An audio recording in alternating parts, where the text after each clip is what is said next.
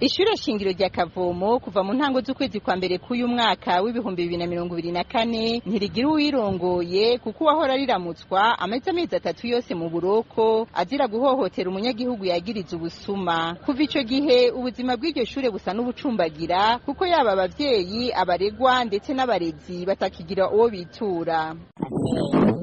Abahakora bose mu ntibashira ngo bitura bakabazita bakamusubira mu bitariko bigenda neza nk'uko isoko ryacaho kw'ishure shingiro rya Kavomo ribimenyesha ngo harimwo amatestation y'akazi abigisha batakironswa kuko batagira uyabaha. Uno murezi arereye kuri iryo shure yaganiriye na RPA aranaducira ku mayange ku bindi bisata bisa n'ivyahagaze biturutse kuri iryo bura ry'indongozi. Ubu haheruka kuza amafaranga yo gufasha ishure, amafaranga bivuga ko atoba yarabonetse kubera umuyobozi ataba ari bakoranye inama kugira baje kuyatora.